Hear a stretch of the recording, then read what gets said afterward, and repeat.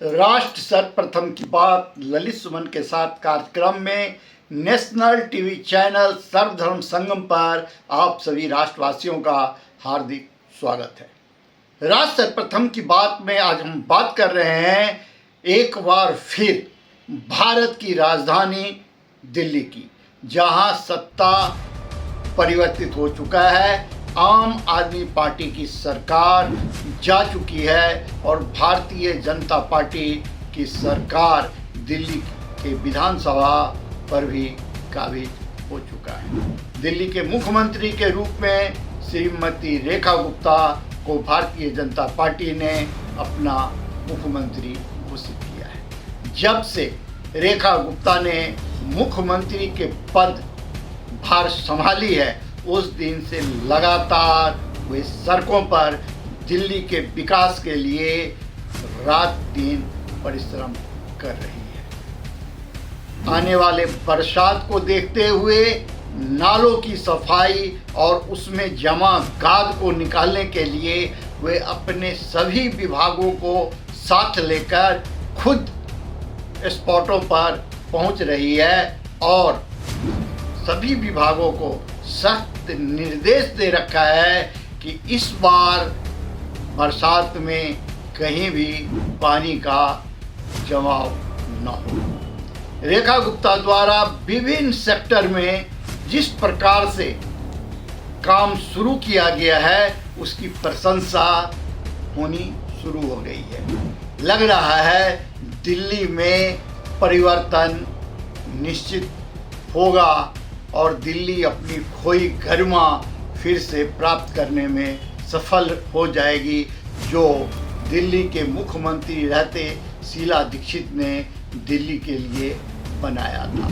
लेकिन सबसे बड़ा सवाल जो हम करने जा रहे हैं, इस पर मुख्यमंत्री को और उनके संबंधित विभाग के सभी मंत्रियों को ध्यान देने की आवश्यकता है, क्योंकि भ्रष्टाचार एक ऐसा मुद्दा है जो कि किसी भी सरकार के किसी भी परिश्रम को तबाह करके छोड़ देता है। अरविंद केजरीवाल को सत्ता से दूर होने के पीछे भ्रष्टाचार एक अहम मुद्दा बना।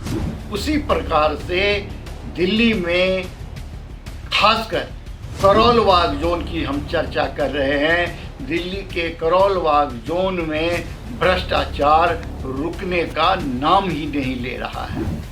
सत्ता बदल चुका, परिवर्तन होने के बावजूद भी भ्रष्टाचार कायम है। करोल बाग जोन के डीसी के रूप में जब से कुमार अभिषेक मिश्रा को पदस्थापित किया गया, तब से भ्रष्टाचार की गति दिन दूनी रात चौगुनी बढ़ती चली जा रही है।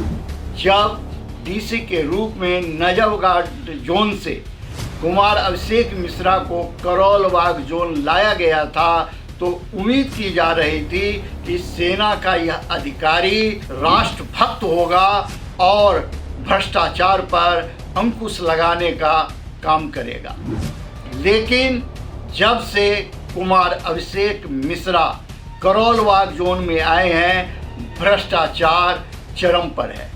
आप चाहे प्रधानमंत्री कार्यालय में शिकायत करो, चाहे आप दिल्ली के उपराज्यपाल कार्यालय में शिकायत करो, चाहे आप मुख्यमंत्री कार्यालय में शिकायत करो, चाहे आप कहीं भी शिकायत कर लो, वह शिकायत जब डीसी के पास जांच के लिए पहुंचती है, तो डीसी उस पर जांच करने की जगह, भ्रष्टाचार पर अंकुश लगाने की जगह, उन तमाम शिकायतों को उसी अधिकारी के पास भेज देते हैं जिसके ऊपर भ्रष्टाचार का आरोप लगाया गया है। डीएमसी एक्ट के उल्लंघन का आरोप लगाया जाता है। सबसे मजे की बात यह है कि डीसी अनभिज्ञ बनकर लोगों से बात करते हैं और सारी जानकारी लेकर फिर उस पर कार्रवाई करने की जगह अपने स्वार्थ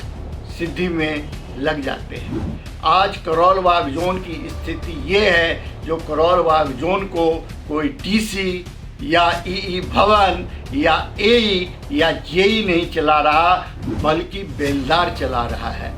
और यहाँ रिश्वत का इतना बोलबाला हो चुका है, जो प्रति लिंटर 12 से 15 लाख रुपये लिए जा रहे हैं और बड़े बड़े इंडस्ट्रियल प्लॉटों को छोटे छोटे टुकड़े में काटकर बगैर लैंड यूज चेंज कराए सरल स्कीम का दुरुपयोग कर करके अवैध कमर्शियल निर्माण धड़ल्ले से हो रहे हैं। वह तमाम प्लॉटों के नंबर, तस्वीरें आप देखेंगे जो किस प्रकार से पूरे मोती नगर विधानसभा क्षेत्र के तीनों नगर निगम क्षेत्रों में करमपुरा, जहां वार्ड समिति के चेयरमैन राकेश जोशी का निगम क्षेत्र है, और वही अभी करोलबाग जोन के वार्ड समिति के चेयरमैन भी हैं, उनके निगम क्षेत्र में रामा रोड में बड़े बड़े इंडस्ट्रियल प्लॉटों को छोटे छोटे टुकड़े में काटकर बगैर लैंड यूज चेंज कराए सरल स्कीम का दुरुपयोग करके अवैध कमर्शियल निर्माण को अंजाम दिया जा रहा है। वही स्थिति मोती नगर विधानसभा क्षेत्र के कीर्ति नगर इंडस्ट्रियल क्षेत्रों की है, जहां बड़े बड़े इंडस्ट्रियल प्लॉटों को छोटे छोटे टुकड़े में काटकर अवैध रूप से डीएमसी एक्ट का उल्लंघन कर अवैध कमर्शियल निर्माण धड़ल्ले से जारी है। उसी प्रकार रमेश नगर निगम क्षेत्र में Kirti Nagar timber market, Mansarovar garden, Ramesh Nagar, Saraswati garden, Shardapuri आदि क्षेत्रों में बड़े पैमाने पर अवैध निर्माण और अतिक्रमण जारी है। और इस संदर्भ में लगातार समाचार पत्रों में प्रमुखता से समाचार ही प्रकाशित नहीं हो रही, बल्कि इसकी विधिवत शिकायत प्रधानमंत्री कार्यालय, उपराज्यपाल कार्यालय, मुख्यमंत्री कार्यालय, कमिश्नर के कार्यालय तक पहुंचती रही है, और वहां से जांच के आदेश करोलबाग जोन को मिलता रहा है। लेकिन करोलबाग जोन के सेना से आए हुए यह अधिकारी, जिनके बारे में यह उम्मीद थी कि यह राष्ट्रभक्त होंगे, राष्ट्र को सर्वप्रथम के सिद्धांत पर लेकर के जाएंगे और करोलबाग जोन को भ्रष्टाचार से मुक्त करेंगे, वे खुद भ्रष्टाचार के दलदल में इस कदर फंस चुके हैं कि सारे के सारे मामले की लीपापोती कर सिर्फ और सिर्फ करोलबाग जोन में भ्रष्टाचार को बढ़ावा दिया जा रहा है। प्रधानमंत्री नरेंद्र मोदी और दिल्ली की मुख्यमंत्री रेखा गुप्ता ने साफ शब्दों में भ्रष्टाचार पर जीरो टॉलरेंस की बात कही है। अब देखना है कि सेना से आए हुए यह अधिकारी जो करोलबाग जोन में डीसी के रूप में बैठकर भ्रष्टाचार को बढ़ावा देने का काम कर रहे हैं, उन्हें कितनी जल्दी उनके पेरेंट्स डिपार्टमेंट में भेजने का काम किया जाता है। आप देखिए करोलबाग जोन के विभिन्न क्षेत्रों में किस प्रकार से अवैध निर्माण और अतिक्रमण जारी है। देश के प्रधानमंत्री नरेंद्र दामोदर दास मोदी, देश के गृह मंत्री अमित शाह, दिल्ली की मुख्यमंत्री रेखा गुप्ता, दिल्ली के उपराज्यपाल वीके सक्सेना और दिल्ली नगर निगम के आयुक्त अश्विनी कुमार बार बार जीरो टॉलरेंस की बात दोहराते रहे हैं। लेकिन करोलबाग जोन के डीसी अभिषेक कुमार मिश्रा ने जैसे कसम खा रखी हो कि नगर निगम करोलबाग जोन को भ्रष्टाचार के दलदल में इस कदर डुबो देंगे कि कोई ईमानदार अधिकारी यहां आने का नाम ही न ले। सत्ता बदली, लेकिन करोलबाग जोन में भ्रष्टाचार जारी है। मोती नगर विधानसभा क्षेत्र में करीब 1000 करोड़ से अधिक के राजस्व की लूट इन भ्रष्ट अधिकारियों ने संगठित अपराध के रूप में अंजाम दी है। मोती नगर विधानसभा क्षेत्र के करमपुरा नगर निगम क्षेत्र अंतर्गत रामा रोड और डीएलएफ क्षेत्र में बड़े बड़े औद्योगिक प्लॉटों का बिना लैंड यूज बदले छोटे छोटे टुकड़ों में काटकर सरल योजना का दुरुपयोग कर अवैध व्यावसायिक निर्माण कराया गया है और आज भी बेखौफ अवैध निर्माण और अतिक्रमण जारी है। रामा रोड स्थित प्लॉट नंबर 69/1, 18A शिवाजी मार्ग, Najafgarh road Moti Nagar, 69/6A Rama road, 54 number Rama road, 29 number Najafgarh road, 30 number Najafgarh road पर आज भी खुलेआम डीएमसी एक्ट का उल्लंघन कर अवैध निर्माण को अंजाम दिया जा रहा है। जेई से लेकर डीसी तक सभी इस भ्रष्टाचार में शामिल हैं और अपने बेलदार के माध्यम से इन अवैध निर्माणकर्ताओं से प्रति लिंटर लाखों रुपए वसूल रहे हैं और आपस में बंदरबाट कर रहे हैं। इससे जहां सरकारी राजस्व को भारी नुकसान हो रहा है, वहीं यह भ्रष्ट अधिकारी काले धन के जरिए अकूत संपत्ति के मालिक बनते जा रहे हैं। अगर मुख्यमंत्री रेखा गुप्ता और प्रधानमंत्री नरेंद्र मोदी जी इन भ्रष्ट अधिकारियों के सिर्फ 1 वर्ष के कार्यकाल की सीबीआई से जांच कराएं, तो 500 करोड़ से अधिक के राजस्व की लूट का मामला उजागर हो जाएगा। करोलबाग जोन में जब से डीसी के पद पर अभिषेक कुमार मिश्रा को पद स्थापित किया गया है, भ्रष्टाचार इस कदर बढ़ गया है कि ना कोई देखने वाला रहा, ना कोई सुनने वाला। और जो भी इस भ्रष्टाचार के खिलाफ आवाज उठाता है, यह संगठित गिरोह उसकी आवाज दबाने का काम करता है। इसी प्रकार मोतीनगर विधानसभा क्षेत्र के ही मोतीनगर निगम क्षेत्र में बड़े पैमाने पर औद्योगिक प्लॉटों को छोटे छोटे टुकड़ों में काटकर कीर्तिनगर औद्योगिक क्षेत्र और फर्नीचर ब्लॉक में बड़े पैमाने पर अवैध व्यावसायिक निर्माण रिश्वत के बल पर जारी है। आम आदमी पार्टी की निगम पार्षद अलका ढींगरा अपने पति मनीष ढींगरा के साथ अपने निगम क्षेत्र में हर जगह जाती हैं, लेकिन उन्हें अवैध निर्माण होता नजर नहीं आता।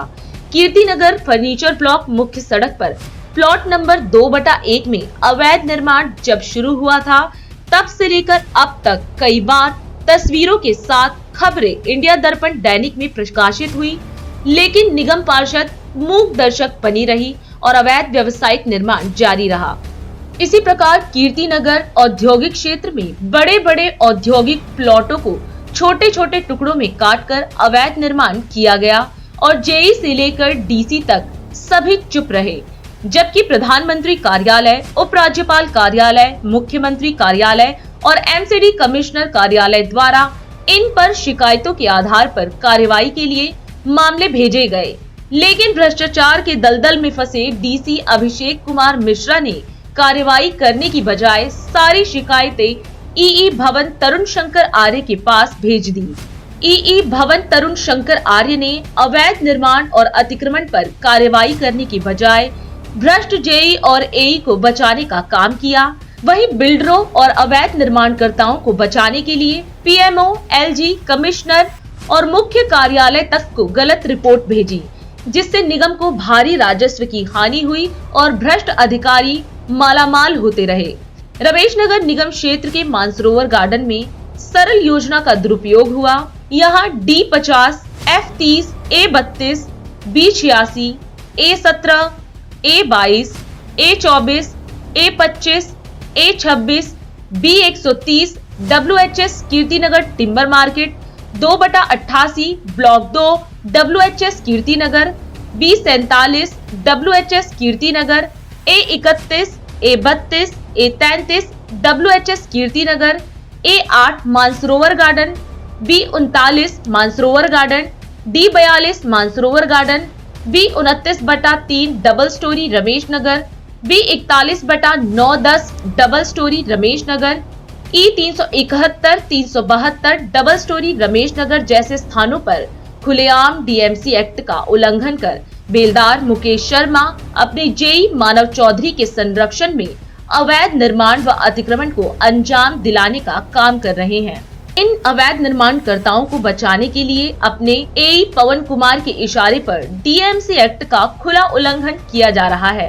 एमसीडी करोलबाग जोन भवन निर्माण विभाग ने जिन प्लॉटों पर अवैध निर्माण की शिकायतें मिलने पर डीएमसी एक्ट के तहत नोटिस जारी किया था, उन भवनों पर कार्रवाई करने की बजाय मोटी उगाही कर खाना पूर्ति की जा रही है। बेलदार के माध्यम से मोटी रिश्वत लेकर कार्रवाई रोकी जा रही है। Plot number 50A 2 WHS Kirtinagar, A1/49 WHS Kirtinagar, 80/1 block 2, A22 block 2, block 2 plot number 96, plot number 97 से 102 पर डीएमसी एक्ट का 100% उल्लंघन कर अवैध निर्माण कराया गया है।